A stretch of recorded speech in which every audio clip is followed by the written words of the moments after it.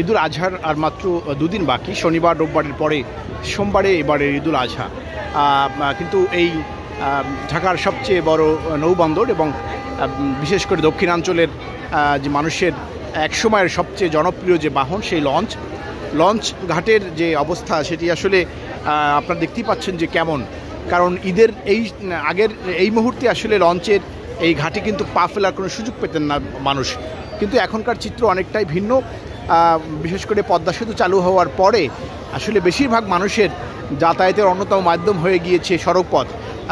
অল্প সময়ে কম খরচে মানুষ যেতে পারছেন, যে কারণেই অনেকেই আসলে নৌপথ বাদ দিয়ে এখন সড়ক পথে দক্ষিণাঞ্চলে বিশেষ করে যাচ্ছেন। এর বাইরে যদি আমরা বলি যে আসলে সারা বছর জুড়ে কিন্তু এই লঞ্চের যারা মানুষ বা লঞ্চের যারা ব্যবসায়ী, তারা কিন্তু এক ধরনের বড় দুশ্চিন্তা থাকে, কারণ তাদের যাত্রী সংকট চরম পর্যায়ে চলে যায়।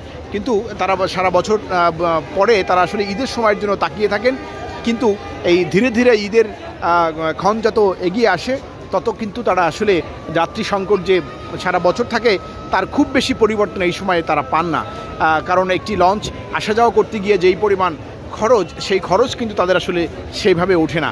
ফলে এই বছর জুড়েই এই ব্যবসা বন্ধ। অনেকেই ইতিমধ্যে লঞ্চ বন্ধ করে দিয়েছেন, কারো হয়তো একাধিক লঞ্চ ছিল, এখন হয়তো একটি লঞ্চ চলছে, এমন দৃশ্য আছে। ঈদের ঠিক দুদিন আগের এই দুপুরে এখন আসলে সদরঘাটের যে চিত্র, তবে সময়ের সঙ্গে আরেকটু বদলে যাবে, এটি খুব স্বাভাবিক। কারণ বরিশালের লঞ্চগুলো মূলত রাতে ছাড়ে, এর বাইরে পটুয়াখালী, বরগুনা, ভোলা এই রুটের লঞ্চগুলো মূলত আসলে 4টার পরে 4টা-5টা থেকে এই লঞ্চগুলো ছাড়ে। ফলে আরও কিছু যাত্রী কিন্তু এই সদরঘাটে আসবে, এটি খুব সহজে বোঝা যায়। তবে সদরঘাটে অন্য সময়ে যেই ধরনের চিত্র থাকে, বিশেষ করে পদ্মা সেতু চালুর আগের সেই দৃশ্য এখন আর কিন্তু নেই, এটি খুব সহজেই বোঝা যায় যারা একান্তই বাধ্য হয়ে এই সদরঘাটে বা নৌপথে এখন চলাচল করছেন।